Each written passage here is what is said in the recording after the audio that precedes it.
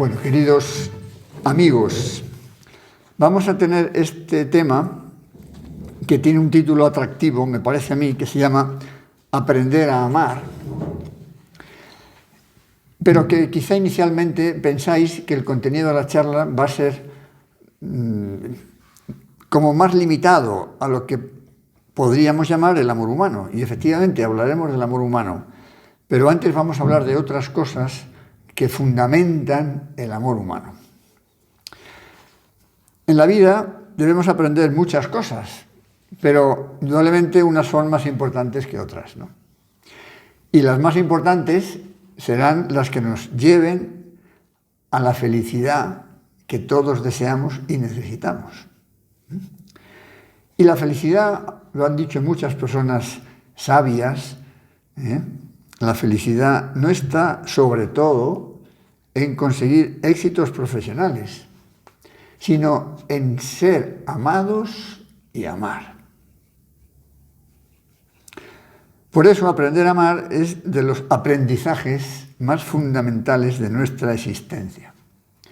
Bien entendido, que no se trata solo de un aprendizaje, podríamos decir, teórico o intelectual, sino que esas enseñanzas calen de verdad en nuestra vida y nos influyan seriamente en nuestro modo de ser y de comportarnos.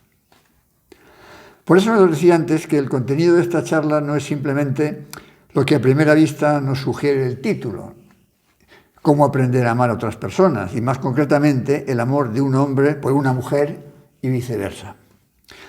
Efectivamente, vamos a hablar también de ese aprendizaje, pero os decía que quiero ir más lejos, porque también debemos aprender a amar a Dios. Nos falta todavía ascender otro nivel, porque es más fácil aprender a amar tanto a Dios como a nuestros hermanos, los hombres. Es más fácil aprender a amar si somos amados, si nos sabemos amados.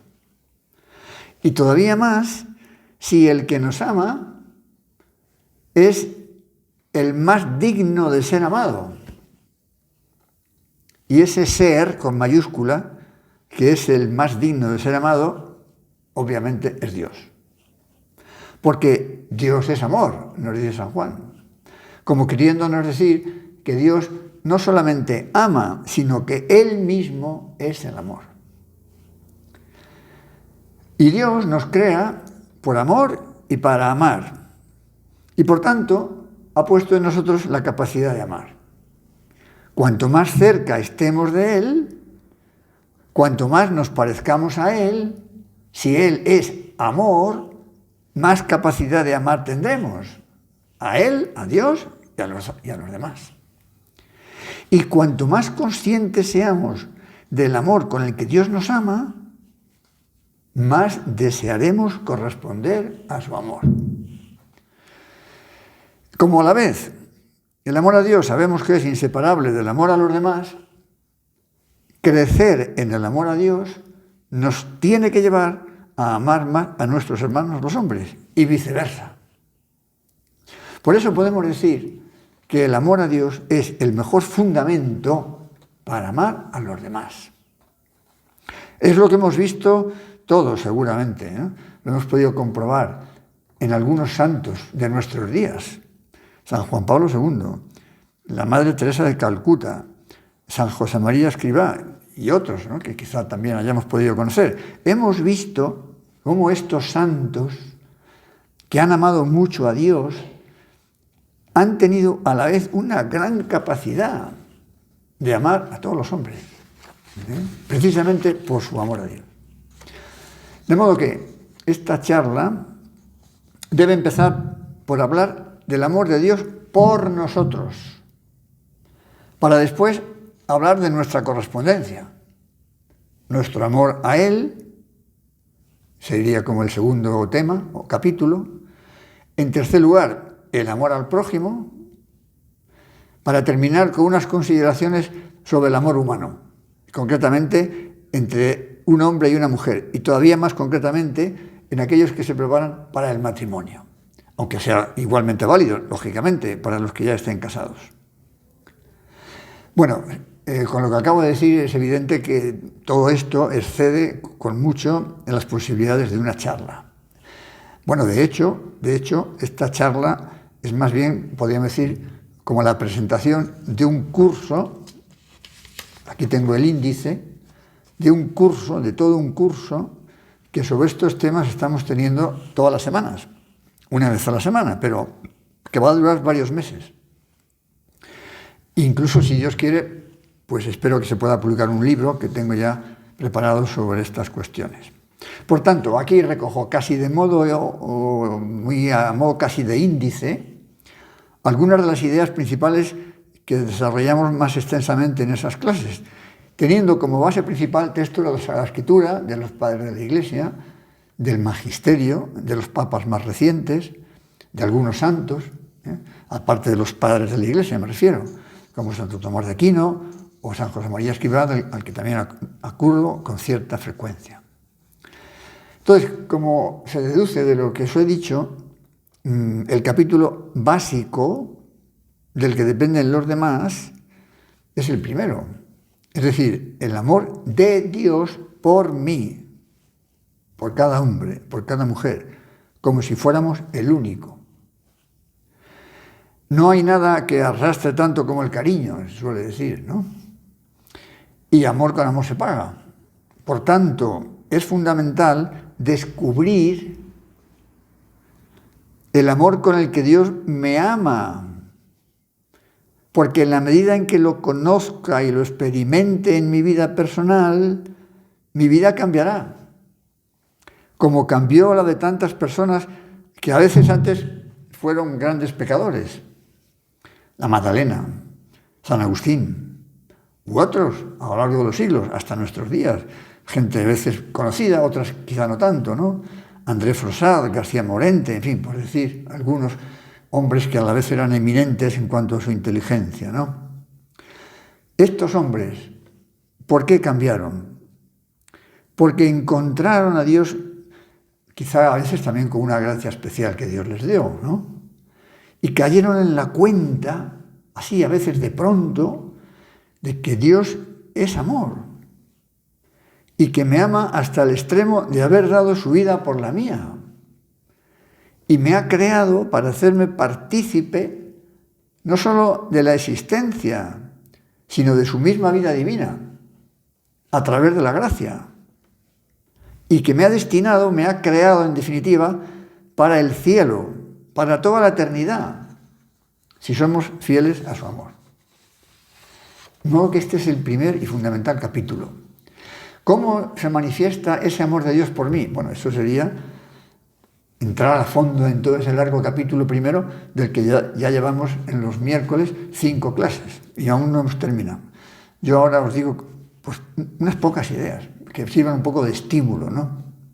La creación, pues la creación del mundo y la creación del hombre, es la primera muestra del amor de Dios por nosotros. Porque ha creado todo para nosotros, para Adán y Eva, es decir, para todos nosotros. Y nos creó en amistad con Él. Y nos dio unos dones llamados preternaturales, porque están más allá de la capacidad de la naturaleza humana, que le privaban a Adán y a Eva del dolor, de la enfermedad, de la muerte. Y para que a través de las obras, a través de todo lo creado que Dios puso al servicio del hombre, el hombre supiera reconocer al autor de esas obras, al artífice, al creador, y le tratara, le amara, le diera gloria y pudiera llegar al cielo, que es la meta última, como decía, para la que hemos sido creados. Pero resulta que, como sabemos, no obedecimos a Dios y perdimos esos dones tras el pecado original. Sin embargo, Dios vuelve a mostrar su amor, anunciando ya la redención del hombre que llegará en la plenitud de los tiempos. A lo largo de los siglos, muchos siglos, solo desde Abraham 19 siglos, 18 hasta llegar al Señor, pero hasta Abraham, imaginémonos, la época de los patriarcas, ya son miles y miles de años, ¿no? Pero en fin, especialmente a partir de Abraham, que escoge como cabeza de lo que ha de ser luego el gran pueblo de Israel, a lo largo de los siglos, como sabemos, en el Antiguo Testamento se describe con muchísimo detalle, Dios va a mantener las promesas de redención que había hecho ya, como digo, en el mismo paraíso original, el paraíso terrenal, perdón. Y a pesar de los pecados de infidelidad de su pueblo, de los judíos, de las tribus que procederán de Abraham, de Jacob, etc., ¿no? A pesar de las infidelidades y tantas otras manifestaciones de aquellas gentes que se cansaban, diríamos, de Dios, Él no rompe su alianza con Abraham, la mantendrá hasta el final. Abraham será efectivamente la cabeza de ese pueblo escogido por Dios, y de una de sus tribus, la de Judá, como diversos profetas habían anunciado, va a nacer el Mesías, el mismo Hijo de Dios, perfecto Dios y perfecto hombre. Bueno, pues acá habría que detenerse mucho, pero no podemos hacerlo, ¿no? Jesucristo, llegamos a Jesucristo. Jesucristo, si la creación, decía Juan Pablo II, manifiesta de una manera evidente el amor de Dios por el hombre, la creación, la redención, mucho más. Mucho más. Porque es el mismo Jesucristo, que es la revelación suprema del amor de Dios por nosotros. Es el mismo Jesucristo que va, como sabemos, a asumir nuestra naturaleza humana, a hacerse igual a nosotros en todo menos el pecado, a llevar sobre sus hombros todas las calamidades por las que los hombres vamos a pasar, para redimirlas, hasta llegar a morir en la cruz. Porque quiso. No porque no tuviera más remedio, porque aceptó ese modo de morir que Dios había determinado, lo cual no obligaba, diríamos, al hombre a tener que portarse como se portó. De modo que la encarnación, y de una manera todavía más definitiva, la muerte en la cruz, es sin ninguna duda la muestra más grande del amor de Dios por nosotros, sabiendo que muere por aquellos mismos que le han llevado al patíbulo del Calvario. Nadie tiene amor mayor, nadie tiene amor más grande que el que da la vida por sus amigos, dice el Señor. Pero el Señor da la vida, podríamos decir, no solamente por los amigos, sino también por aquellos que eran enemigos suyos. Y nosotros, pues como dice San Pablo, éramos pecadores cuando Dios muere por nosotros. No teníamos ningún mérito para pedir esa muestra del amor de Dios. Dios podría habernos redimido de otras muchas maneras y escoge la que pone más en evidencia ese amor suyo por cada uno de nosotros. En fin, ante estas cosas que en teoría conocemos, ¿verdad? Pues habría que detenerse para asombrarnos, para dolernos de los pecados personales, porque como dice el Catecismo, los que han llevado a Cristo al patíbulo de la cruz somos todos los hombres de todos los tiempos, porque todos hemos pecado. No solo los autores materiales, Pilatos y los miembros del Sanedrín, sino también cada uno de nosotros, ¿no? De modo que ante estas cosas, en la medida en que las meditamos y las pensamos, y pues nos damos cuenta, ¿no?, de que una vida mediocre, una correspondencia tratando simplemente como de cumplir, pues es que no tiene sentido, ¿no? Es que nos debería dar vergüenza, ¿no? Es como si en el amor humano del hombre por la mujer, el esposo por la esposa, se limitaran a cumplir, no se entendería, no habría amor. Pues si vamos como calando en todo esto, si nos hacemos cargo de verdad hasta qué punto Dios es amor, pues tendremos deseos de rectificar en lo que sea necesario y querremos recuperar el posible tiempo perdido en nuestra vida, perdido por nuestra ligereza, por nuestra frivolidad, por nuestra comodidad, por lo que sea, y decirle al Señor que ya no más, que cuente con nosotros de verdad, que queremos corresponder, aunque sepamos que siempre nos vamos a quedar cortos. Bueno, esto sería dicho muy brevemente el tema importantísimo del primer capítulo. Y ahí comenzaría el segundo, nuestra respuesta al amor de Dios. Primer mandamiento de la ley. Y como el amor ha de manifestarse en las obras, entenderemos que si queremos amar a Dios, hemos de guardar sus mandamientos. Y no nos sentiremos como obligados a una imposición que nos venga de fuera, ¿no? O a una restricción de nuestra libertad. De igual manera que no nos sentimos obligados, sino gozosamente deseosos de tener detalles de amor con las personas que amamos, y no nos sentimos menos libres porque tengamos que dedicarles tiempo y todo lo que haga falta. Al revés, somos conscientes de que es el mejor modo de utilizar nuestra libertad, porque si no es perder la libertad, es quemarla, es utilizarla en lo que no vale la pena, en lo que incluso nos puede perjudicar. Y esos detalles de amor nos hacen mejores, más felices, más conscientes, como digo, de estar empleando bien nuestra vida, nuestro tiempo, nuestra libertad. Aunque, repito, nos quedaremos siempre cortos. Al fin y al cabo nosotros somos simples criaturas y Él es Dios infinito. Obstáculos para vivir a fondo ese amor a Dios, que también son obstáculos para vivir el amor a los demás. Los obstáculos también los conocemos. En resumen, serían los pecados capitales. Y de modo muy particular, la soberbia, que es el más grave, porque nos cierra a la gracia y al perdón de Dios y nos impide reconocerle como Dios y Señor. Y no le dejamos que entre en nuestro corazón y lo encienda. Afortunadamente nos ha dejado los remedios necesarios, ¿no? Los sacramentos. Pero hay que querer acercarse a ellos, beber de esas fuentes de la gracia, la Eucaristía, la confesión, esas fuentes de la gracia que Cristo nos gana muriendo en la cruz.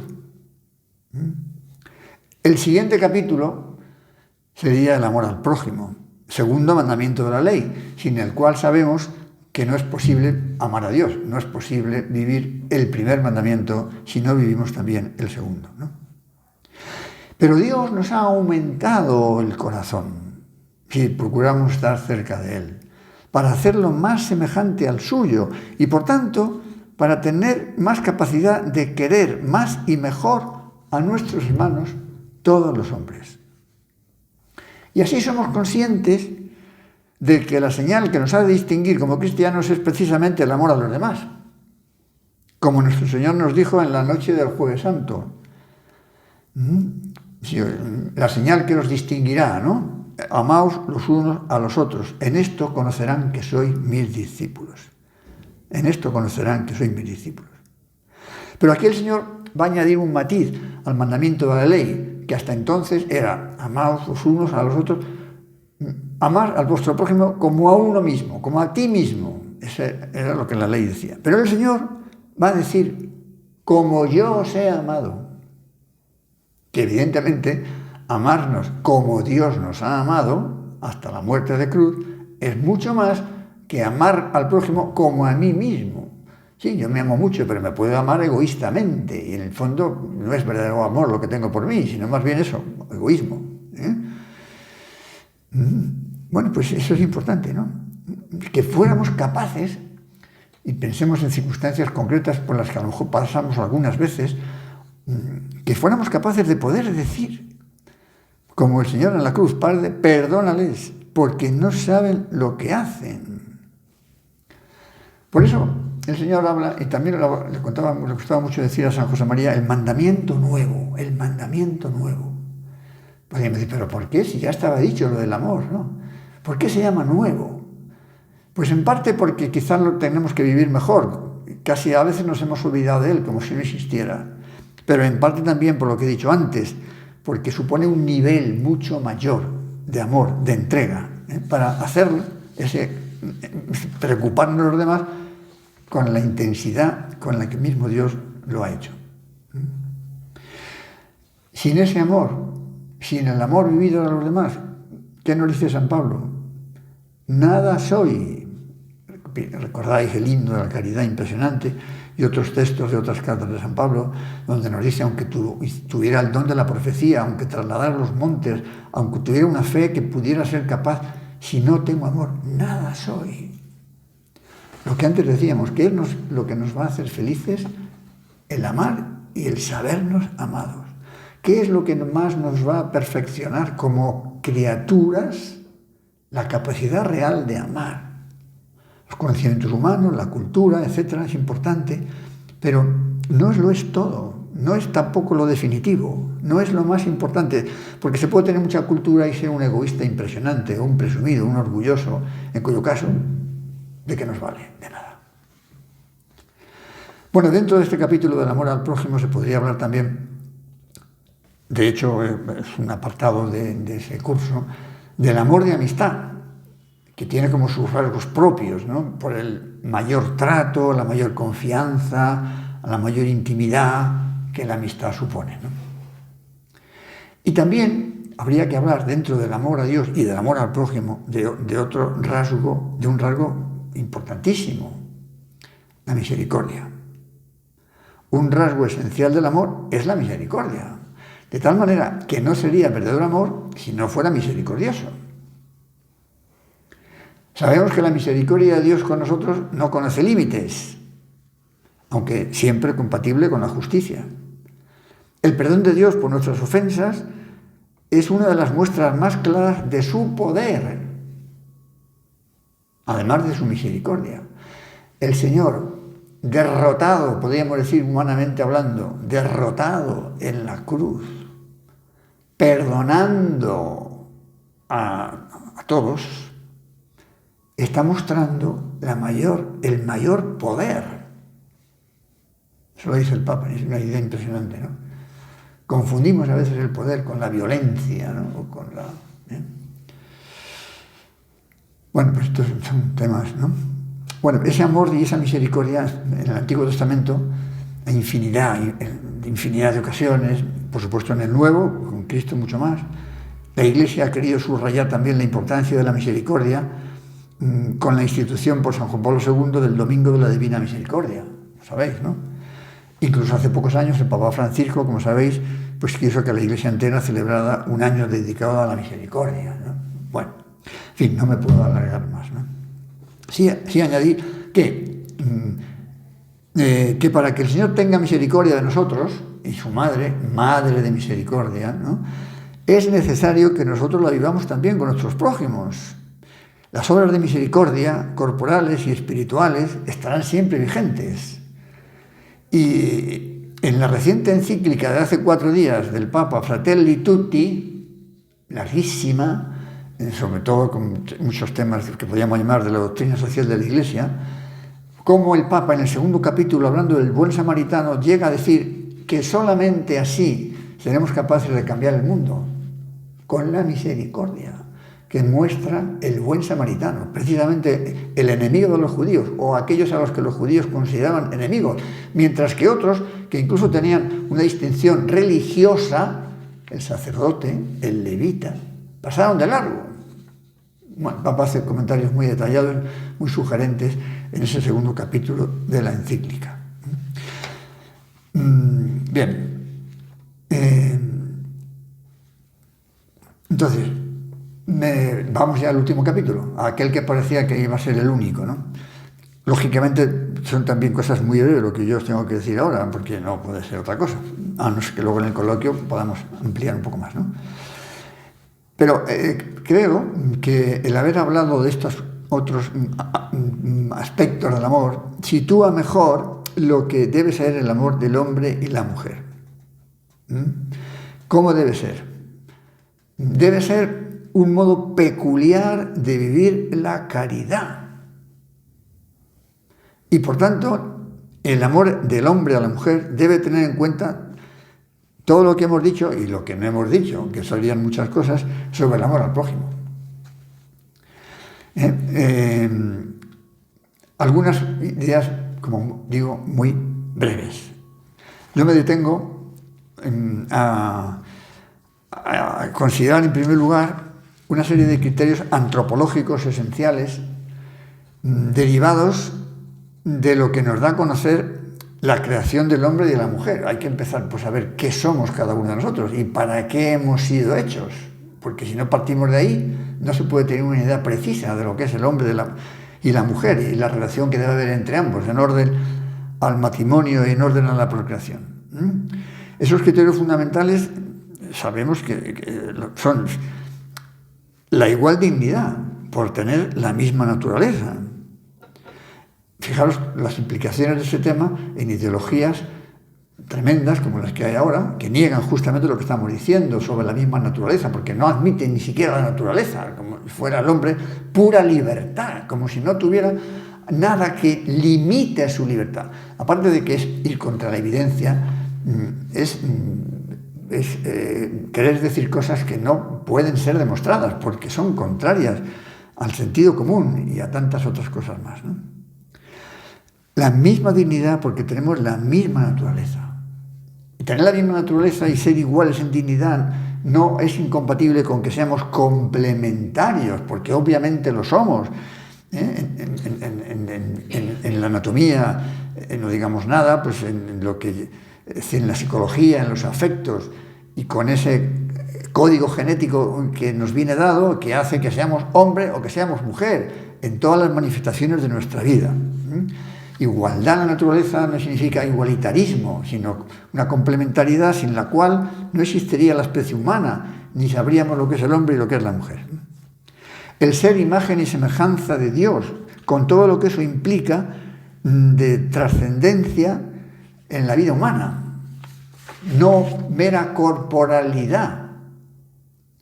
La complementariedad sexual en orden al amor mutuo, en orden a la procreación, en el matrimonio, no para la mera satisfacción del instinto que Dios ha puesto en nuestro cuerpo para facilitar precisamente la atracción y la procreación, como un medio, no como un fin. La procreación los padres como colaboradores de Dios en la procreación y en la educación de los hijos. No solamente son hijos de sus padres, sino que son también hijos de Dios. Bueno, esto sería un apartado importante, ¿no? Los criterios antropológicos y éticos. Luego, habría que hablar de la plenitud moral a la que el amor debe orientarse, la plenitud moral, para que el amor sea verdaderamente amor y no se desvirtúe por la búsqueda del placer, lo que sería convertir en un fin, como digo, lo que es solo un medio. Amar es desear el bien de la persona amada, tanto en su cuerpo como en su alma, para todo su ser. Si no, no es amor. Y si no es amor, ¿qué pasaría? Que las personas se utilizarían mutuamente, como si fueran meros objetos de placer. Y la única forma adecuada de tratar a la persona humana es el amor, decía San Juan Pablo II. Y para que todo esto sea así, hace falta la virtud de la castidad, que es necesaria para vivir la pureza en el amor. Es decir, para hacerlo más fuerte, más delicado, y así reforzar la fidelidad. Bueno, y termino, ¿no? Termino volviendo un poco al principio. Si descubrimos y valoramos el amor de Dios por nosotros y deseamos verdaderamente corresponder con todas nuestras fuerzas a ese amor que se nos da gratuitamente, el amor al prójimo y el amor a la persona con la que pueda unir mi vida para siempre, o también la entrega de todo el corazón, si el Señor lo pide, ¿no? Los viviremos con generosidad, con fidelidad, y todos esos amores llenarán nuestra vida de gozo y de paz.